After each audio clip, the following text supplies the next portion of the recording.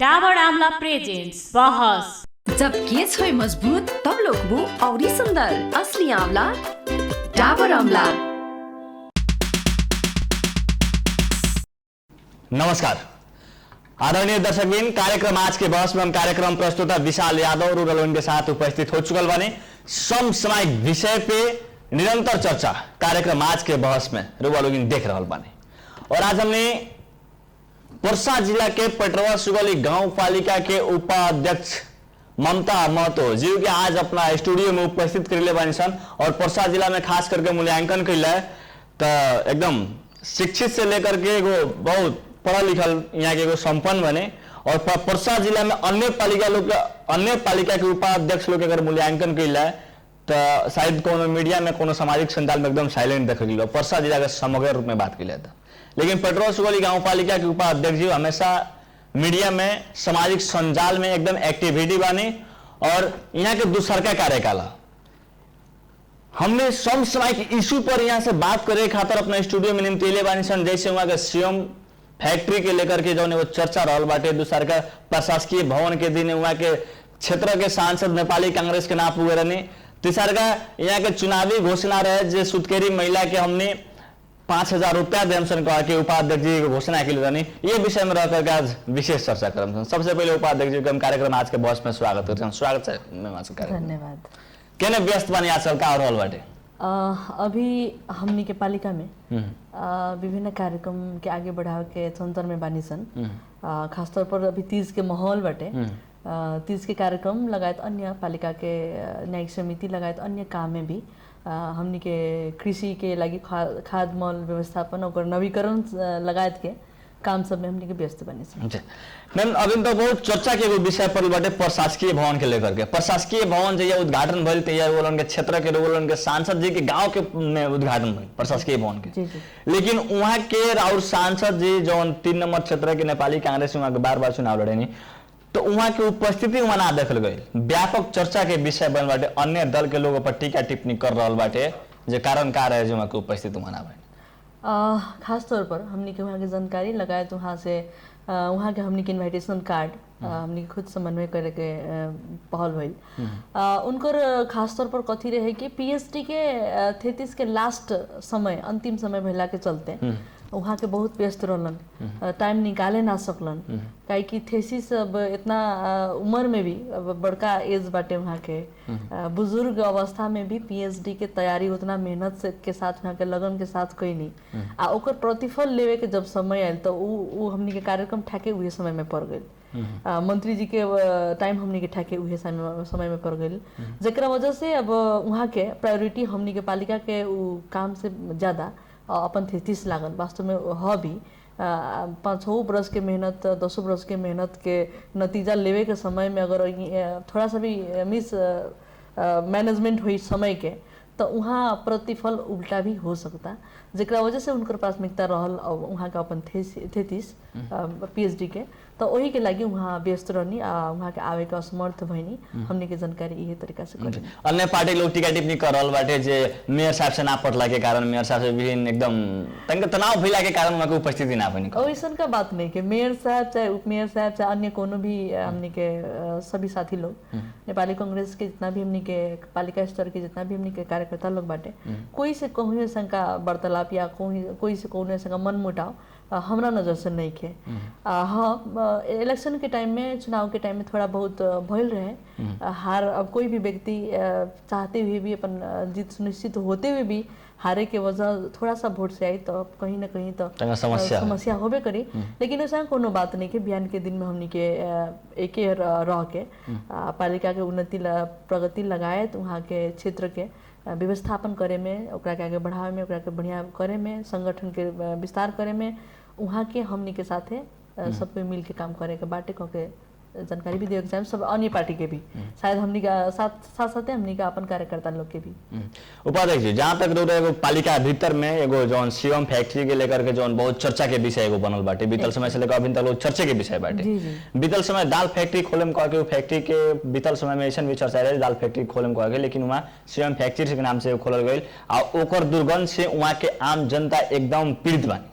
और दूसरा का कार्यकाल बीतल से लेकर अभी तक ले ओकर अभी तक ले कौना डिसीजन में ले गेल बानी लोग एक्चुअली सीएम लेयर्स फॉर्म बड़का फॉर्म हो उद्योग मंत्रालय से संबंधित बाटे पालिका ओकरा के खोले में सहमति देले बाटे ना देवे के बात नहीं है लेकिन देले बाटे दाल फैक्ट्री कह के अन्य समुदाय में उ लोग चर्चा परिचर्चा करके निकलक लोग तो ना टाइम में हमनी के नया नया रहनी सन ओकर कागज पत्र आ चाहे डॉक्यूमेंट संबंधित पालिका के अध्यक्ष कार्यकारी के नेतृत्व में आगे बढ़ला तो वो अनुसार से ओते टाइम हमनी के कुछ संगा जानकारी ना मिलल अध्यक्ष कार्यकारी ही मिलके एकरा के आगे बढ़ैनी ओकरा बाद में जब ओकर माने इफेक्ट सब हमनी के देखल गई ओते टाइम से लेके फर्स्ट कार्यकाल से लेके अभी तक हमनी के ओकरा में पहल कर रहल बनी कि एकरा के व्यवस्थापन करल जाए या तो बंद करल जाए दूगो चीज में एगो करे के पड़ल काहे कि उ फैक्ट्री के वजह से वरीपरी रहल 5 गो 7 गो गांव जन बाटे 10,000 जनता जे बाटे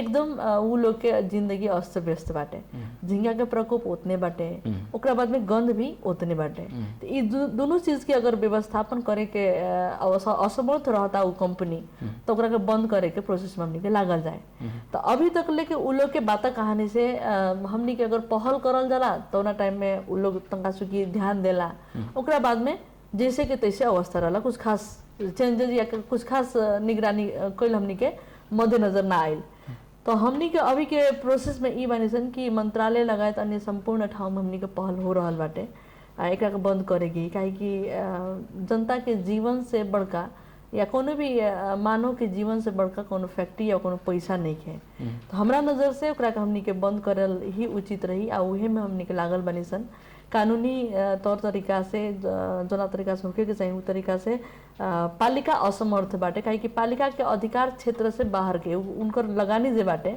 बहुत बड़का लगानी बाटे जौन की केंद्र से मात्र ही कंट्रोल होके वाला अवस्था लेकिन पालिका अंतर्गत में कंपनी खुल जाता बिना पालिका के अनुमति के तो कोनो कंपनी ना खुल सकता पालिका सहमति देले बा ना देवे के बात नहीं है जोना टाइम में स्टार्टिंग भइल उस समय में हमनी के जैसे कि अब हर चीज के लागी कोनो भी बाहर के कंपनी आवता तो ओकरा के समर्थन या ओकरा के हमनी के सहमति के लागी देले बानी सन ना देवे के बात नहीं है लेकिन बंद करे के जौन अवस्था बाटे उ पालिका के क्षेत्र अधिकार के बाहर के चीज बाटे लेकिन पहल हमनी के अभी भी जारी बाटे उद्योग मंत्रालय से लेके अन्य सभी जगह कानूनन प्रोसेस भी हमनी के आगाड़ी बढ़ा चुकल बानी सन उद्योग मंत्रालय तो रोयल होंगे पार्टी के जी हाँ एकदम तो वहाँ से भी बातचीत ऑलरेडी हो रहल बाटे हमनी के ओकरा के कंट्रोल करे के सभी पहल कर रहल बानी सन बिहान के दिन में जल्दी ही एकरा हमनी कंप्लीट करें सन आम जनता के लगे आम जनता कहले चाहे अन्य पार्टी के नेता लोग के बात कहले वहाँ लोग के टीका टिप्पणी बहुत ज्यादा आ रहल बाटे रोगलन के ऊपर उपाध्यक्ष जी के ऊपर अध्यक्ष जी के ऊपर पालिका जे लोग भीतरिया कोनो समझौता कर रहल बा वैसे कोनो लोग एक्टिविटी नहीं के देखल जात वहाँ राजनीति करे वाला व्यक्ति कौन इतना बड़का मैटर में समझौता करे वाला बातें नहीं है जनता के जिंदगी से जेकरा से हमनी वोट लेवे के बाटे जोन हमर वार्ड ह खुद हमर अपन घर भी उहे वार्ड में पड़ला वहाँ थोड़ा सा भी एने मने सोचे वाला अवस्था नहीं काहे कि बिहान के दिन में ओकर वरी परी के जितना भी जनता बाटे उ लोग पीड़ित बाटे तो ओमे से तो हमहू पीड़ित बनी नु तो ओ से हमरा नजर में ई कते नहीं के उचित कि हमनी के समझौता करल जाए समझौता कथी के लागी मानव जीवन के क्षति करके तो समझौता नहीं करल जा सकत राजनीति नहीं करल जा सकत उ आदमी लोग के उ जनता लोग के जीवन से खिलवाड़ करके हमनी के राजनीति नहीं करल जा सकत तो उ जनते लोग ना रही तो हमनी के वोट के तरह लेहे में के तरह जीते तो ओ से ई मैटर में हम ई कहे के चाहेम कि कोनो भी किस्म के समझौता हमनी के उ लोग से नहीं के भइल आ ना होई इन फ्यूचर भी भविष्य में भी हमने के उ लोग से कोनो किस्म के समझौता ना या तो उ फैक्ट्री के सुदृढ़ीकरण करे के पड़ल उसे जौन गंदगी बाटे उसे जौन गंध बाटे या झींगा बाटे ओकरा कंट्रोल करे के पड़ल या ना तो ओकरा के बंद करे के पड़ल एमे अब हम कथी कहे के चाहेम कि अब हमनी के जनता के साथ के जरूरत बाटे जनता जनार्दन होला हमनी के लागी भी आ कोनो भी आदमी के लागी भी जनता अगर चाहली तो सब चीज पॉसिबल बाटे अब हम जनता लोग से आग्रह करे के चाहें ये हमने के टीवी के मार्फत कि अब हमने के कुछ रास्ता परिवर्तन करके जाए के पड़ी कानूनन पार्ट एक जगह बाटे दूसरा रास्ता भी हमने के अवलंबन करे के पड़ी ताकि बिहान के दिन में हमनी के ओकरा कंट्रोल करल जा सकता। ई दिन एंड देर भी हमनी करे के पड़ी, तो वो लोग से हमनी के बहस करबे करम, लेकिन फिर भी अब हमनी के जनप्रतिनिधि लगायत जनता दोनों जना मिल के आगे बढ़ल जाते ज्यादा उचित रही ई मैटर में। यानी जनता के साथ में आवश्यकता बाटे फैक्ट्री के नियंत्रण करे के खातिर एकदम। अब जहाँ तक कि एगो और समसामयिक इशू काथी रहल बाटे, चुनावी घोषणा दूसर के कार्यकाल में चुनावी घोषणा रहे जे सुतकेरी महिला लोग हम 5000 रुपया दें, एकदम।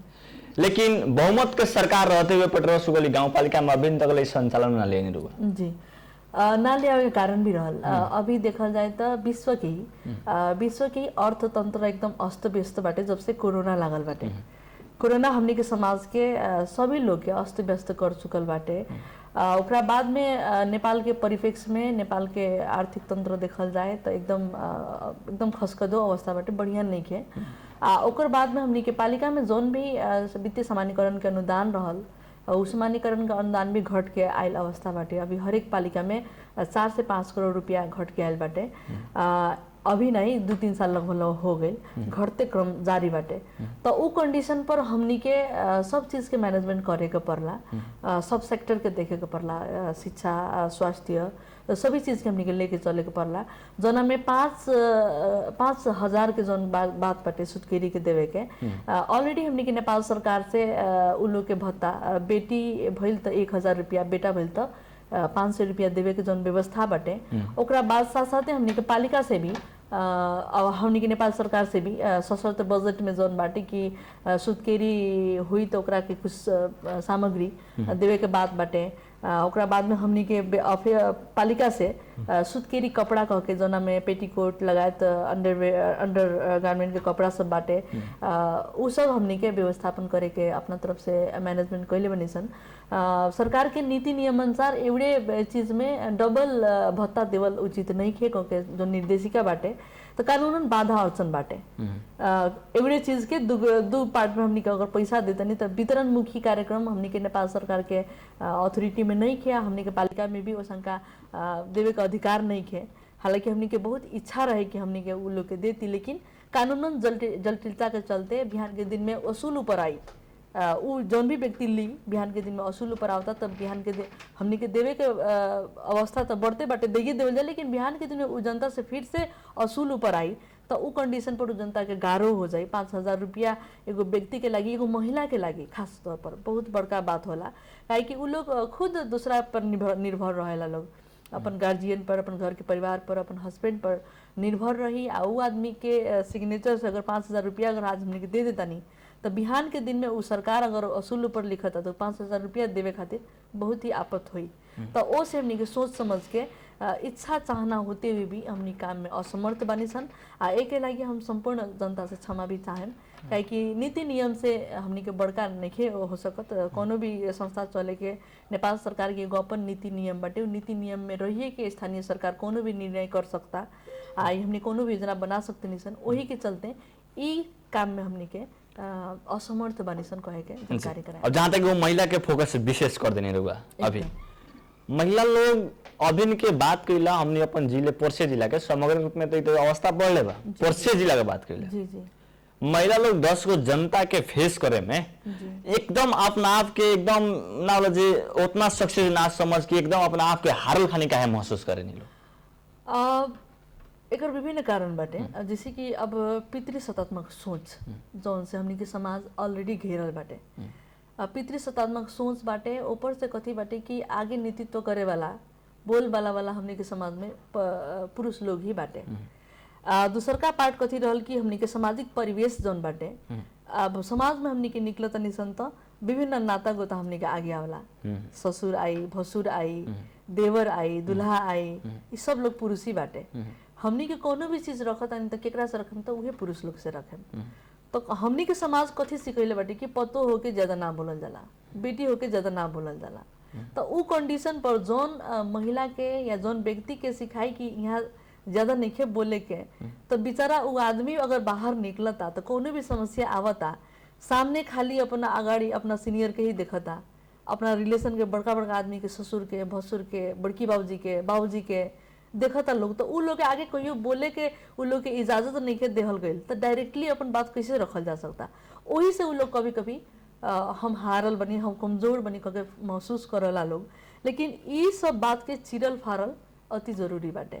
अब जैसे मैम पर्सा जिला के बात कइले, पर्सा जिला में अन्य महिला लोग तो घर में काम करे वाला बालो ठीक बा, घर में काम करता लो वो लोग अच्छा बात बाटे, वो जहां बालो तहां लेवल ठीक बा। और पर्सा जिला में राजनीतिक में आइल महिला लोग के बात करम, पर्सा जिला में पटवा सुगौली गांव पालिका बाहक अन्य पालिका के भी उपाध्यक्ष बा लोग, अन्य पालिका के भी उप मेयर बा लोग। तो उ लोग उप मेयर कहला भी चुप मेयर कहला भी समझ ना होला। अन्य पालिका के एगो पटवा सुगौली गांव पालिका के उपाध्यक्ष बा है, पर्सा जिला का पूरा उपाध्यक्ष लोग कहत बानी जो 2 मिनट काहे ना बात कर सकल वो मीडिया में, 1 मिनट भी बात करे में उ लोग के की त चुनाव में ना आवे के चाहिए। अब उ लोग के फोन कइला पर उ लोग माने पति लोग उठावेला, हस्बैंड लोग उठावेला, आ उ लोग उप मेयर ना उ लोग उप मेयर बन के बात करला। अब बताइए कितना के रौरे पार्टी के कितना उपाध्यक्ष बा लोग पर्सा जिला के बात कइले, लेकिन ये सब कितना के माने कितना के बढ़िया देखल जाता, कितना के सराहनीय देखल जाता। हमरा हम कति महसूस कइले बानी चुनाव जीते लागी विभिन्न फैक्टर हमनी के काम करेला वहाँ। सभी उपाध्यक्ष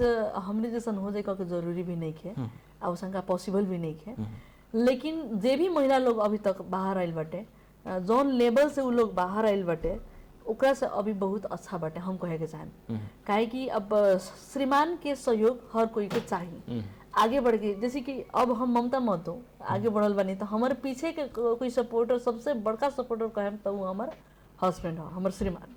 है कि उनकर साथ आ समर्थन सहयोग अगर हमरा ना रही तो शायद आज हम यहाँ ना रहती। तो ये बात के हम पॉजिटिव लेम कि सब लोग के, सब उपाध्यक्ष लोग के, मैक्सिमम उपाध्यक्ष सब तना कहल जाए सबके बात के हम सबके कह देनी उपाध्यक्ष जी जहां तक पटवा सुगौली गांव पालिका बाहक, सखुआ परसौनी गांव पालिका बाहक अन्य पालिका के उपाध्यक्ष लोग एकदम साइलेंट में कहीं एक्टिविटी नहीं के देखल गई। उन लोग के राजनीतिक माने आवे वाला दिन में परिवर्तन होई का आम जनता बताए। सब उपाध्यक्ष लोग के श्रीमान उन लोग के समर्थन करता, सहयोग करता, ये एगो पॉजिटिव पार्ट हमरा नजर से बाटे।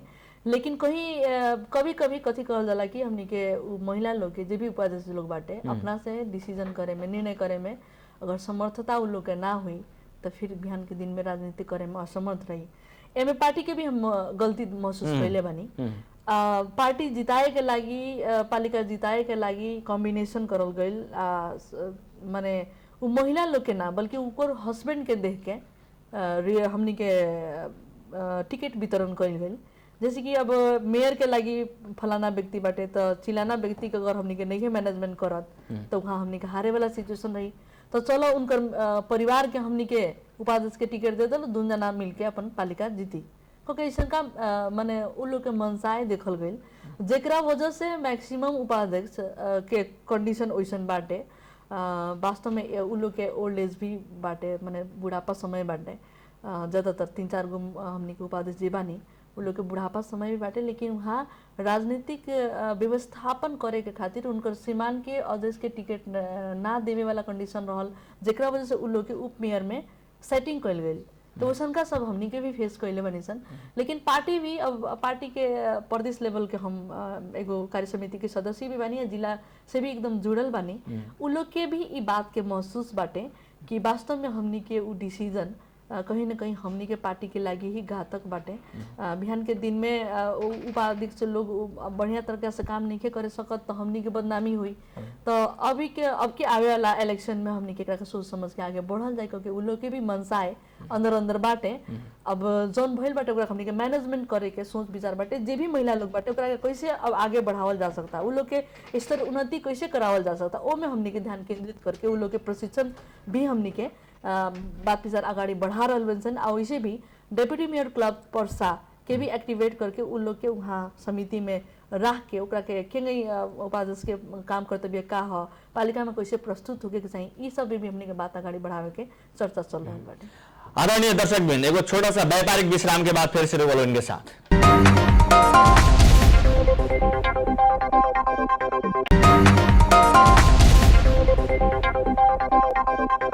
जब केस होय मजबूत तब लोकबू औरी सुंदर। असली आंवला डाबर आंवला।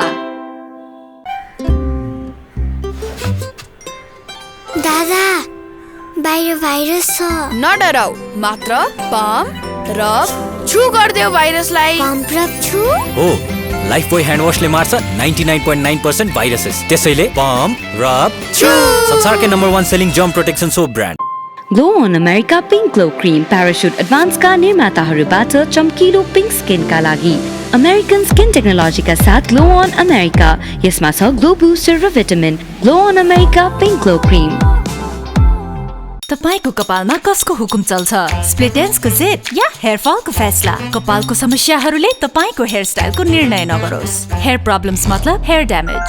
डभको 1/4 मोइस्चराइजिङ मिल्क र केराटिन एक्टिभ्सले कपाललाई भित्रैदेखि रिपेयर गर्छ। अब सुन्दर लहलहाउँदो कपाल जसमा चल्छ केवल तपाईको मर्जी। डभ।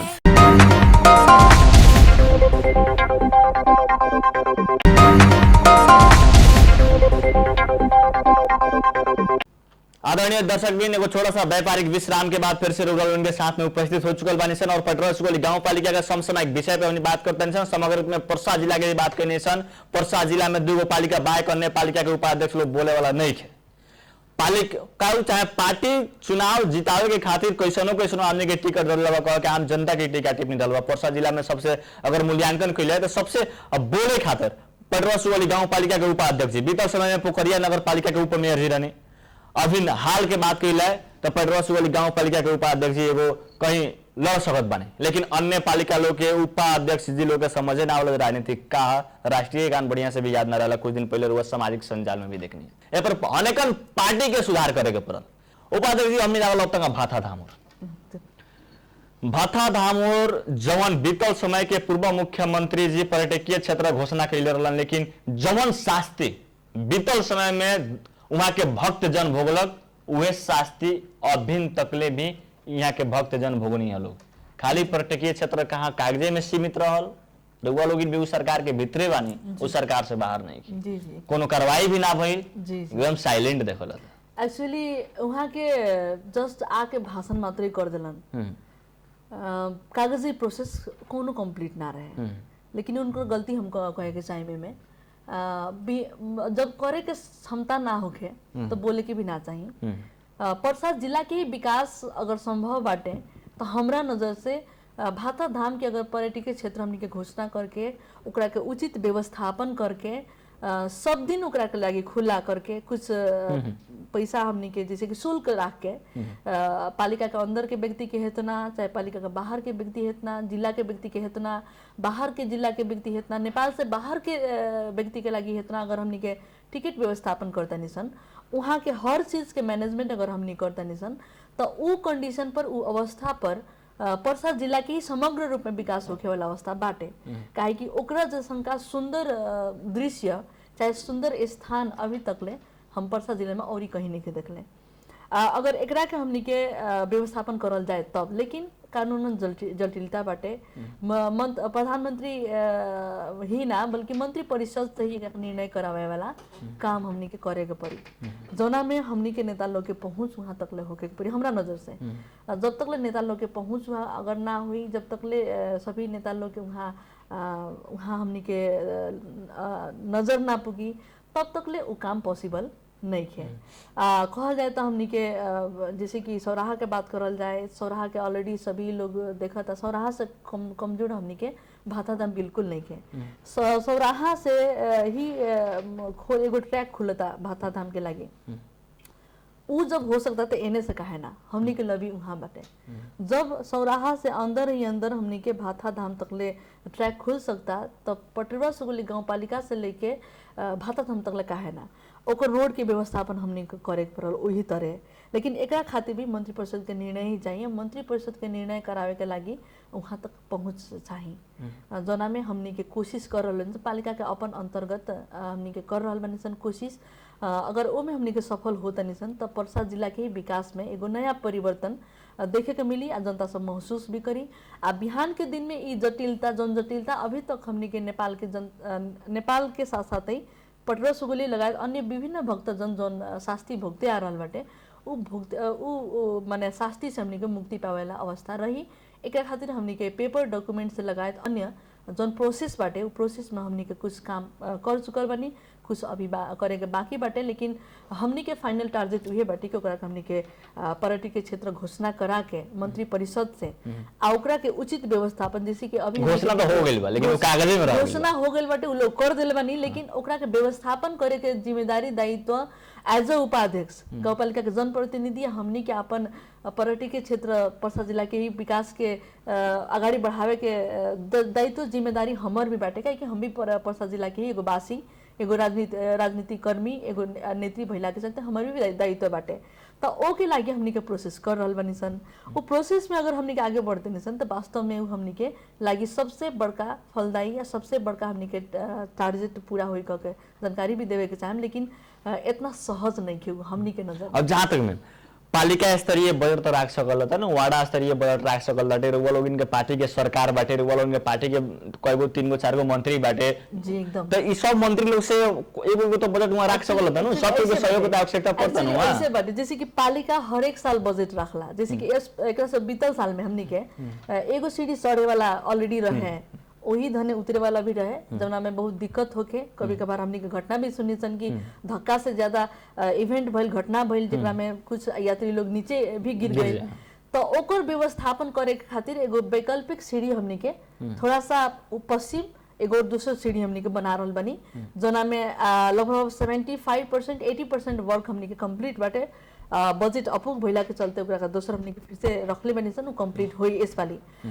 दूसरा बात की भाथा धाम के लगी डीपीआर के जरूरत पड़ी, कोनो भी माने पार्क या कोनो भी हमनी के बड़का निर्माण करता नहीं सन, ओकरा के व्यवस्थित करे खातिर सबसे पहले डीपीआर के जरूरत होला।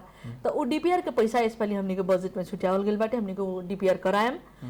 रहल सवाल की सभी नेपाली कांग्रेस के या अन्य सभी नेता लोग के वहाँ नजर होके के पड़ल, तो वास्तव में होके पड़ल, जब तक नजर ना हुई तब तक ओकरा के व्यवस्थापन करल नहीं जा सकत। उहो भी लबी हमनी के कर रहल बनी सन, प्रदेश सरकार में भी केंद्र सरकार में भी ओकर संबंधित हमनी के योजना पठावल गइल बाटे, कुछ योजना स्वीकृत भी भइल बाटे, कुछ बाकी बाटे। उ लोग के भी ध्यान हमनी के ऊपर होके के पड़ल, क्योंकि हम उ लोग से आग्रह करे के चाहम ये टीवी के मार्फत, काहे कि ई बहुत ही ज्यादा जरूरी बाटे। हमनी के कुछ योजना से भी ज्यादा महत्वपूर्ण पार्ट कथी बाटे कि नीतिगत निर्णय हमनी के चाहिए।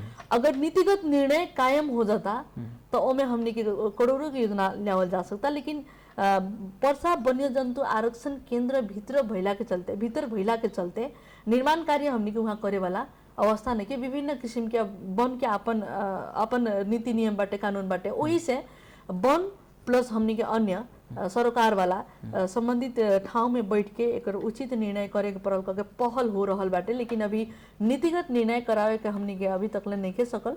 हमनी के प्रयास जारी बाटे।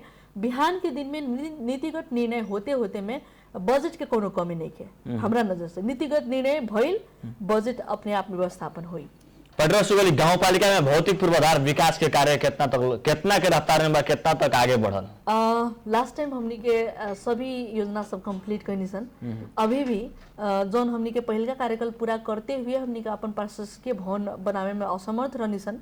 अभी के कार्यकाल में एक से पहल का ईयर में बरस में हमनी के जगह 3 कट्ठा 12 दूर जगह दाता से पहल करके हमनी के लेनी सन, और डीपीआर भी फाइनल करके हमनी के केंद्र सरकार से कोऑर्डिनेशन करनी सन, जोना में 60-40 यानी कि 60-40 के बात आई। 60% केंद्र सरकार दी तो 40% हमनी के अपन तरफ से बजट विनियोजन करम सन।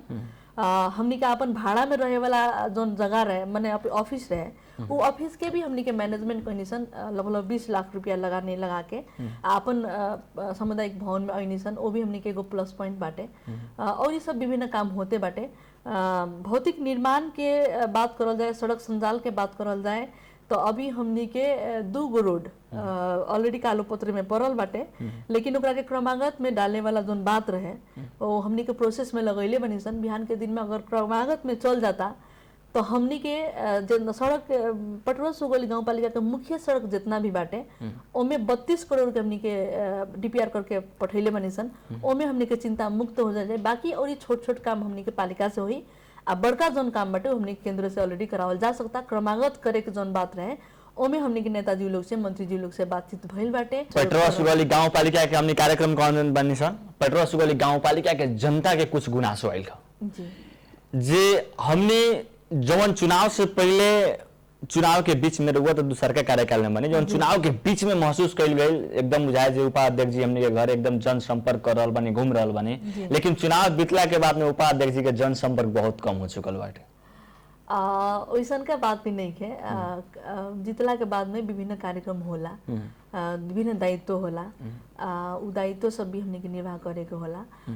वहाँ अगर जैसे कि अब हमार बात खास तौर पर करल जाए उपाध्यक्ष के, जब तक हमने के ट्रेनिंग में सहभागी ना हो जाए, वैसे भी तो मधेश के महिला बोले में असमर्थ रहला। अगर हमने के ट्रेनिंग गोष्ठी में सहभागी ना बन जाए तो इतना बोले के लूरे ना आई हमरा नजर से। काहे कि जौन फील्ड में हम बानी फील्ड के संबंधित ट्रेनिंग में हमने के सहभागी ना बन जाए तब हमने के बोले के अवस्था ना रही, हमने के उस चीज के जानकारी ही ना रही तो बोले के अवस्था ना रही। तो विभिन्न ट्रेनिंग में हमने के जाए जाला।